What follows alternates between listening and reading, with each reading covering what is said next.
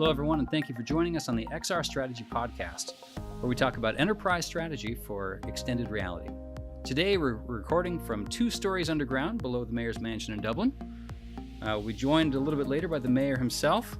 My name is Thom Strimbu from Voxel Revolution Consulting, and today, I'm excited to be chatting with a friend and VRC Partner Program member, Niall Campion. Niall's from the Dublin-based XR agency VRAI.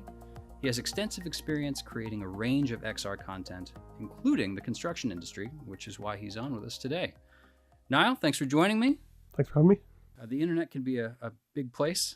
And so for anyone who may not have heard of you or VRAI, tell us a bit about what you do. So I guess at the moment what we do is premium business-to-business virtual reality content. So whether that be for the construction industry or for the United Nations, generally what we tend to do is make training experiences for large cap organizations. So generally the way that will work is someone will approach us with a problem, or they'll approach us saying they want to use VR. We'll do a little bit of consultancy about what that problem will be, and then we'll make a VR solution to solve that problem. We're using the technology, I guess, as a way of enhancing how their business functions. We've seen that XR has taken off in a lot of sectors, medical, retail, manufacturing, but AEC really had traction earlier than most. And I think you've had quite a bit of experience already, and I'd like you to kind of share what your early experience was. So I guess being based in Ireland, and most of our construction experience to date has been Irish based. Now we've seen like projects, particularly in North America, are using it quite extensively, whereas in Ireland the uptake of the technology has been a little slower. But what there's a real push for in Ireland at the moment is BIM.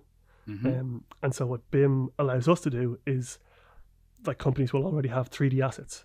So from our perspective, or like what I always say to people when I'm talking about VR, particularly, or AR is the same process, but like you kind of have 3 big expenditure points. So one is your sort of general production. The other one is building your world. So that's your 3D assets. And the third one is then building your interactions around that world. Mm-hmm. So if you have one of those pillars kind of ticked off already with your BIM asset, then it makes the cost of entry for an XR product much lower compared to a sector that wouldn't have a lot of 3D assets in it already. So that's where that was our kind of approach into the construction industry, that like, if you're using BIM already, then why not make your BIM interactive? And that was kind of our starting point. Can you kind of go into that a bit? What does interactivity look like for XR with BIM? Our starting point for the industry was around, like, we thought it would be a very useful tool for pre-visualizing sort of off-plan construction. So, for example, a developer is building a 200 apartment block somewhere in the city, that we take the BIM model for that apartment and then let prospective buyers walk around it as if they're really there. And like, the advantage of that obviously is scale, that like, instead of having to build a showroom to demonstrate every single type of apartment in your complex, you can just build a virtual one. Your clients can come in, they can fit it out as they want virtually, like with a stock of furniture that you already have built. In reality, in Dublin at the moment, there is a housing crisis. Mm-hmm. So, and the way apartments are being sold is that instead of individual apartments being sold to individual buyers, they're being sold in blocks. So like, an apartment complex is being sold with 200 apartments in one go, and then they're sublet out, rented out effectively to tenants. Sure. So we pursued that for a little while, realized that was actually the way the market was, so there wasn't a whole lot of value being added from the XR product. So what we started to look at, and it's kind of through other projects we've done, that we're, as a company, focusing on hazardous environments, or so like basically any situation that's risky, remote, or rare. So we did a project with the United Nations in Somalia last year, where I went to Somalia and made a VR product around showing how difficult it is to spot IEDs, so roadside bombs, when you're out on a patrol. Mm-hmm. This will come back to construction in a minute, I promise. No, I've seen it. Okay, go ahead. So the idea, or the learning from that, was that VR is a great tool for putting people in situations that are too dangerous to reproduce for real. So we kind of said, well, what other demolition sectors? Or yeah. So what other sectors does that apply to? So we construction is an obvious one, that like, if you're working at height on a building, like, that's a dangerous environment to be in.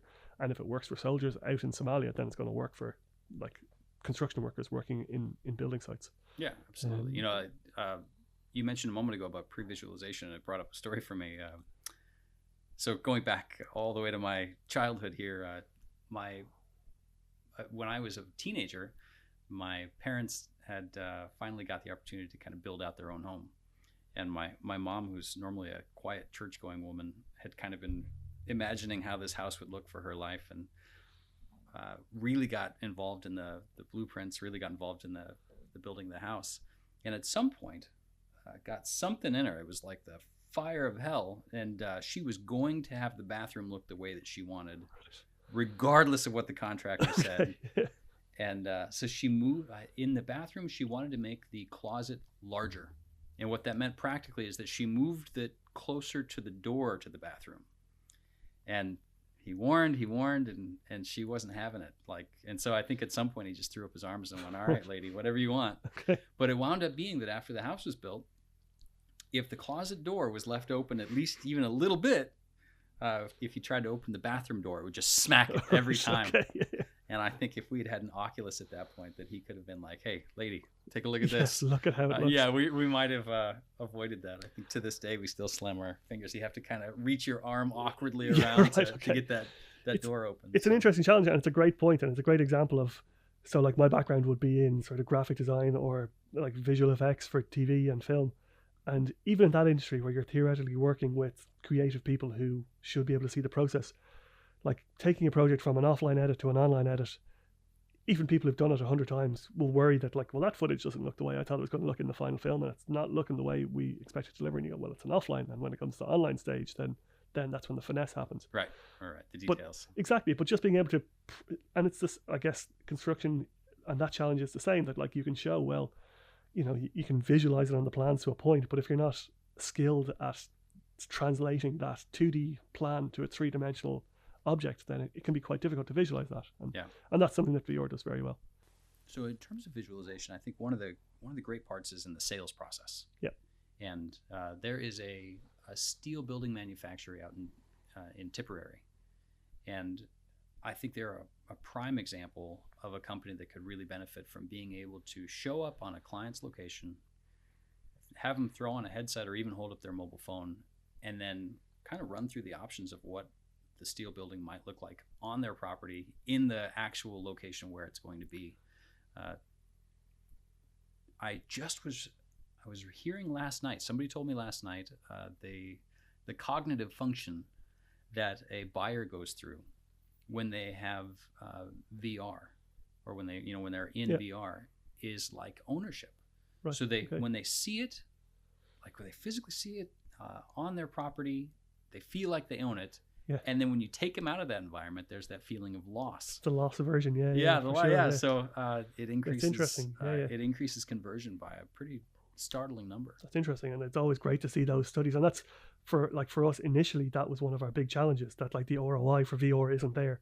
So, like, when we're talking about training ROIs, like that we can say that, like, you know, in terms of training efficiency, like, lectures are maybe 5-10% retention rate, whereas when you do something for real and actually put yourself in the situation, the retention rate is much higher. The problem is we don't have, or their studies don't exist for that in VR yet. So, like, you know, there are studies comparing, like, lecture training to practical application in the field. Mm-hmm. We'd say VR fits somewhere in between that. And then, you know, again, to bring it back to construction, you know, if you're talking about a health and safety environment, you know, where, like, don't step on that plank, because if you do, you're going to fall 30 floors. You don't want someone doing that for real, because you only get to do that once. You only get to make that mistake once. Right. Whereas if you can show them virtually, you step on that plank, you're going down 30 floors. You're not going to make that mistake again for real when you've experienced the results of that. Yeah, because the impact of the virtual experience is so startling. Exactly. Yeah. A lot of the discussions about XR tend to drift off into things that are coming. Yeah. You know, there's a lot of hype, and I really like to avoid that discussion. So keeping in the now, keeping in things that are real today, what are some of the benefits that you've been hearing back from your clients about XR? So I guess where we, like, again, my background is filmmaking, and particularly, like, around commercial filmmaking. And one really early benefit for our particular clients was around just generating publicity. So, like, we did a lot of VR effectively as, like, VR as PR was a phrase that was used for a while at the start. Yeah. That, like, you're effectively building an experience to leverage coverage over it, or leverage the comms effect of it. And in fact, like, we're doing a project with the Construction Industry Federation in Ireland at the moment, effectively, like, it is a training product long term, but short term, the benefit will be they're trying to increase the numbers of people coming into the construction industry here, because the construction industry in Ireland went through a bad phase for the last 10 years. You know, people were laid off, there were no jobs, but now we have a construction boom, and it's trying to get people to come back into that industry. And like, VR is great for targeting sort of those 14 to 18-year-olds, people who are making their decision on what my career is going to be. So like, as a comms tool that they can take their effectively training experience, bring it to schools and say, like, here's what it's like to work on a construction site. Here's what it's like to man a crane up in the air, or like, you know, you're not showing them how to dig a hole because that's not that glamorous, but you know, like, and just by, like, we use the phrase the medium's message all the time in here, that like, just because by virtue of the fact you're using VR, you're showing the industry to be more innovative than people perceive it to be, you know. So we've talked today about XR as a sales tool, as a pre-visualization, HR, really the value of XR for enterprise today is having a coherent strategy. Being able to think about XR in a way that blankets your entire business and support your operations. What I've seen is that in instances where people fail to do that, where they come up with a single gimmick, it can fall flat or really not reach its full potential. Would you agree? Yeah, 100%. And like, that's why, you know, like I said, initially what we were doing was effectively marketing experiences, but we found even the real value of it. And like, so like, you know, marketing experience, you kind of go, well, we'll use the technology to generate a bit of hype around it. But there actually is, so, and it's like, it's not sort of just because we work in a VR company, we're saying this in a way, but there is so much value in this technology across how a business functions. So from the sort of the recruitment, the retention, up to actual operations. So like, how you actually go about your daily work using either a VR or AR or a combination of the two. And like, how you attract customers, how you retain customers, like it can be used across and actually it's one of the problems that we have as a business is trying to limit our focus to, like, we are focusing effectively at the moment on a training product, but like, you know, we'll see a problem in a company that's like, well, we could fix that with VR, but we just have to keep our because there's so many, like, the more you talk to organizations, the more problems you see that can be fixed by the technology. Like, so this is the XR Strategy Podcast, and so let's talk a little bit of strategy. Of course, underlying that is KPIs. So looking back at examples of projects that you've worked on, what are the KPIs that you've assigned to, let's say, a training application that you know that you're getting some success, that you're getting some positive results? So I guess it's something we try to add to every project, and like, particularly with the marketing stuff, it can be hard to get people to buy in early. So like, when we start the project, we're always trying to, like, we encourage the clients to do like a measurement, like an environment. So if we're doing an experience that's meant to encourage empathy in users, like the Somalia one was, like, we'd encourage them to sort of go, like, what level of empathy do you have at the start, and then we measure it again at the end. The problem is trying to get buy-in on that, particularly on short-term projects, you know. So like, that UN project was a 6-week from the time it was commissioned to the time it was complete. And like, often the attitude is like, we just want to do the VR experience, let's just get it done, and like, not worry too much about the KPIs down the road, because that's, you know, for someone else to worry about. But increasingly what we're trying to do is that kind of thing, and we're increasingly building analytics into our experiences as well, you know. So with that UN project, we could come back to them and say, well, you know, the first person who went through this experience, when they went through it first, they spent like 60 seconds looking at where the roadside bombs were without actually spotting them. And then we like, show them, well, you know, this is the kind of thing you need to look out for when you're looking for bombs. And then you run through it again, and you see how their performance has changed by the sort of indicators that you've pointed out to them.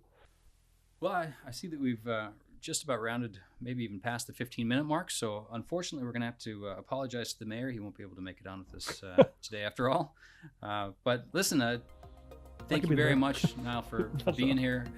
If somebody wanted to find out more about VRAI, where would they go? What would they do? So our website would be the first point of contact. There's a contact form on the website. If you want to talk to us directly, just come at us through that way. We're on, like, I don't manage the social media, but we're on Twitter, Instagram, Facebook. But website, VRAI or VRAI.ie would be our best point to talk to us. Okay. And of course, Voxel Revolution Consulting. It's just at voxelrevolution.com. We thank you all for joining us today. And until next time, goodbye.